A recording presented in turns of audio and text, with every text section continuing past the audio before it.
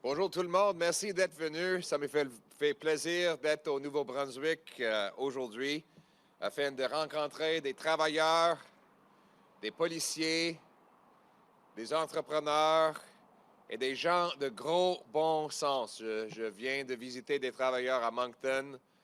Vive l'Acadie! J'étais très heureux d'écouter leurs suggestions et leur support pour notre plan de gros bon sens de mettre la hache dans la taxe Trudeau. Le plan de gros bon sens des conservateurs est bien reçu par des Acadiens. C'est un plan pour couper taxes et impôts, bâtir des logements, réparer le budget et stopper les crimes. C'est ce que nous allons faire parce qu'après 8 ans de Justin Trudeau, tout coûte plus cher. Il y a 2 millions de Canadiens qui doivent faire recul aux banques alimentaires. 30% des organismes de but non lucratif ont besoin de refuser l'aide aux gens à cause du fait qu'ils n'ont plus les moyens pour payer et pour servir les gens. Il y a une raison maintenant des gens qui, sur Facebook, de 8000 gens qui partagent des suggestions de comment manger d'une poubelle. Parce que les gens doivent sauter dans les poubelles afin de chercher la nourriture après 8 ans de Justin Trudeau. À St. John's, Terre-Neuve, il y a 28 personnes mortes dont les corps sont dans les boîtes pour les préserver à cause du fait que leurs familles ne peuvent pas payer le coût d'une funéraille et ils doivent refuser leur oncle, leurs parents, leur mère, leur père. Ça, c'est la vie après 8 ans de Justin Trudeau qui a doublé la dette nationale, qui finance les bureaucraties qui empêchent la construction, qui imprime de l'argent causant la pire inflation depuis 40 ans et qui a livré la pire croissance économique parmi tous les pays de l'OCDE. En plus, avec toute cette souffrance que Trudeau a fait, le Bloc l'appuie. Le Bloc appuie toutes les dépenses de Justin Trudeau. Ils ont voté pour le 60 millions de dollars pour Arrive-Scam. Le Bloc a voté pour les hausses de taxes sur l'essence de 17 sous le litre au Québec, soi-disant le deuxième taxe carbone. Le Bloc a voté pour la libération automatique et facile des criminels tout en essayant de bannir des armes de chasse des gens qui suivent la loi. Ça n'a pas de bon sens. Seulement le Parti conservateur a un plan de gros bon sens pour les Canadiens. Un plan pour couper les taxes et impôts. Ça veut dire réduire le coût de l'essence et les impôts pour que le travail redevienne payant. Bâtir des logements, c'est-à-dire inciter les municipalités d'enlever les barrières bureaucratiques pour que les constructeurs de maisons puissent bâtir, bâtir et bâtir. On va réparer le budget en gelant les dépenses et coupant le gaspillage. Ça va réduire l'inflation et les taux d'intérêt et protéger nos services sociaux pour l'avenir. Et stopper les crimes en mettant les vrais criminels en prison, en sécurisant nos ports et nos frontières et en protégeant le droit des chasseurs et des tireurs sportifs de continuer de pratiquer selon la loi sans l'harcèlement du gouvernement fédéral. C'est ça le gros bon sens. Et aujourd'hui, nous mettons la pression sur tous les députés libéraux de voter avec notre motion pour stopper la hausse de la taxe carbone que Justin Trudeau veut imposer le 1er avril. Les gens ne peuvent plus payer. Les gens de Moncton, de l'Acadie, de tout le pays ne sont plus capables de payer. C'est le temps pour les députés libéraux de représenter leurs commettants et de voter contre les augmentations de taxes Trudeau. C'est ça le gros bon sens et c'est ce que nous allons demander la semaine prochaine. Now in English.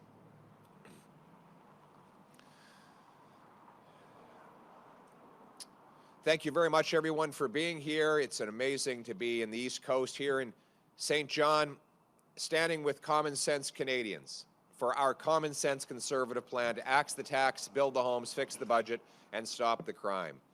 I was just in Moncton meeting with workers. Soon I'll meet with St. John police, business leaders, and other local common sense Canadians. What I'm hearing so far is that after 8 years, Justin Trudeau is not worth the cost. After 8 years of Trudeau, everything costs more. People have to line up. 2 million Canadians line up at food banks every single month in scenes that are reminiscent of the Great Depression. 32% of charities are turning people away because they've run out of money. 8,000 people have signed up for a Facebook network that shares tips on how to jump into a dumpster in order to get yourself a meal, because that's how desperate people have become. I just learned that a local military base has 50 of its members going to the food bank here in New Brunswick. We've just come from St. John's, Newfoundland, where I met with the food bank there. Their demand is up 45% in 4 years, in part because Trudeau's carbon tax on the farmers and fishers who produce the food and the truckers who ship the food. They're having to bail out other food banks that are worried they might have to go under. After 8 years of Trudeau in St. John's, things have gotten so desperate that families cannot bury their deceased loved ones. There are 28 dead bodies in chilling containers outside of the hospital in St. John's next to a dumpster because their families cannot afford a burial or a cremation. This would have been unimaginable before Justin Trudeau.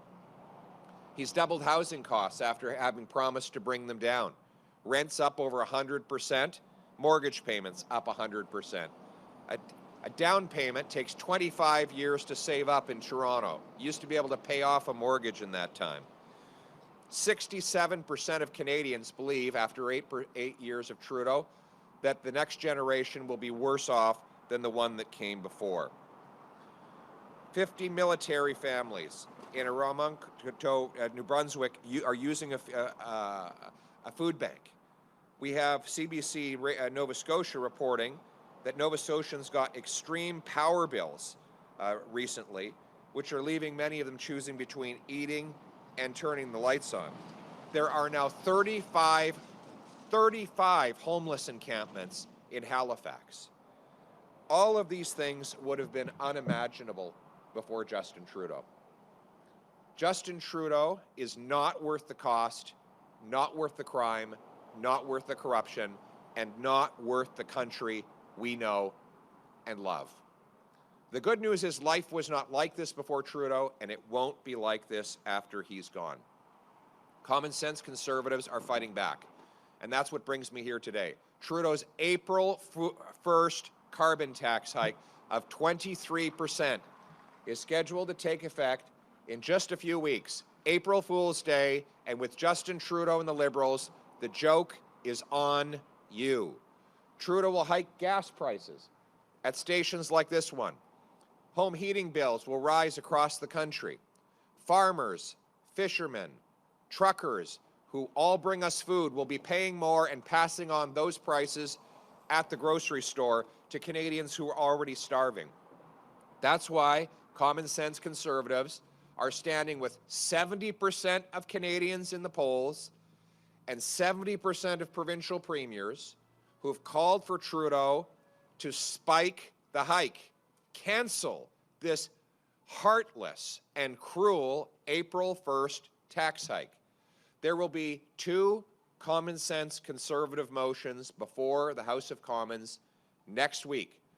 Liberal and NDP members of Parliament will have to decide whether they vote for their constituents' affordable gas, food, and homes, or whether they will vote with Justin Trudeau to dig deeper into the pockets of Canadians who are freezing and starving. That will be the decision.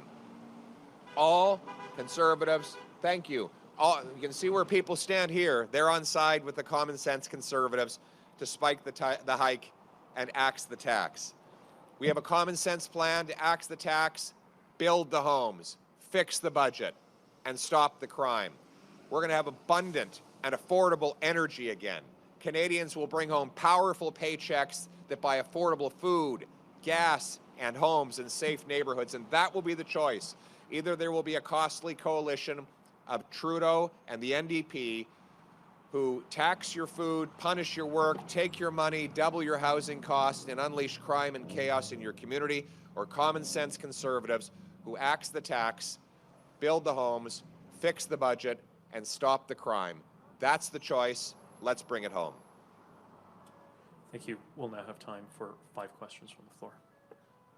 Bonjour, M. Poilievre. Merci de prendre ma question. J'aimerais vous entendre sur l'interdiction de brûler du charbon dans les centrales thermiques et pour produire de l'électricité à partir de 2030. On sait que 2030, c'est la limite. J'aimerais savoir, vous, si vous êtes Premier ministre, allez-vous permettre, comme le demande Blaine Higgs, aux centrales thermiques comme Belle-Dune, de brûler du charbon après 2030? Mais il faut...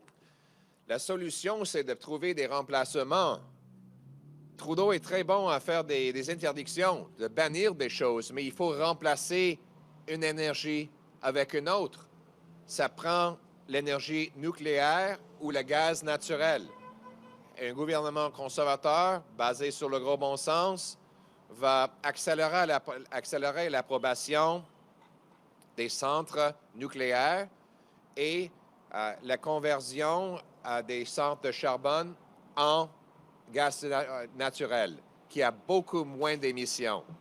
Et c'est comme ça qu'on va pouvoir réduire les émissions et aussi le coût d'électricité. Il faut donner le feu vert au projet vert. Merci. Thank you. Next question. Hi, John Schillebeck with Brunswick News. Do you think the Energy East pipeline project could be revived? And if so, how would you help that come along as Prime Minister if you're elected? I strongly supported the Energy East pipeline.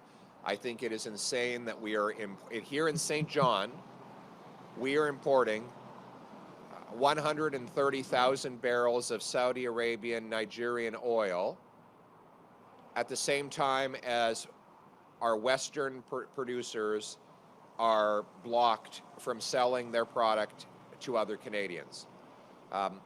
Justin Trudeau killed the Energy East pipeline.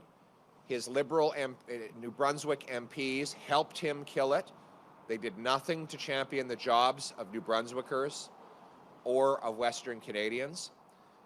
Common sense conservatives will repeal the unconstitutional C-69 that blocks development and replace it with a new law that protects the environment, consults First Nations, but gets things built. And I will support Canadian pipelines that deliver Canadian energy to Canadian markets and are built with Canadian steel. That's what it means to bring it home.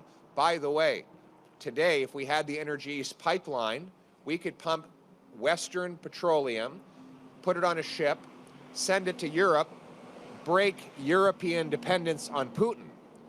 Justin Trudeau has a pro-Putin energy policy.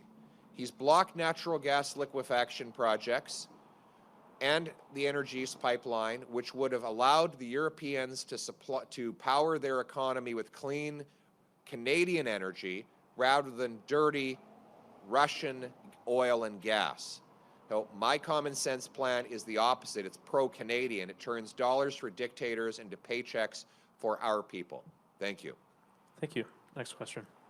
Sarah Plowman, CTV News. The industrial carbon tax, like any corporate tax, gets passed along to consumers. So, Mr. Poilievre, would you cancel this, or would you keep the industrial carbon tax? Well, most heavy industry has an exemption from the carbon tax. The carbon tax applies on small, medium-sized businesses, some factories, and all consumers. But large cement plants and other industrial factories are exempt. They either are under regulatory regimes like the tier system in Alberta or the output-based production systems in Ontario. they have a carbon tax exemption. I'm not going to slap a new carbon tax on anybody. I'm going to axe the tax to bring home lower energy prices and incentivize more our industry to become even greener and even cleaner. We're also going to export our clean, green Canadian energy to the world by repealing C-69 so that projects can get built. Thank you. Thank you. Next question. Jacques Poitras from CBC News. This is a question for my colleagues in Ottawa. Should the Prime Minister have said yes to Premier Legault's demand to transfer all immigration powers to Quebec? Trudeau caused the crisis. Let's start with that.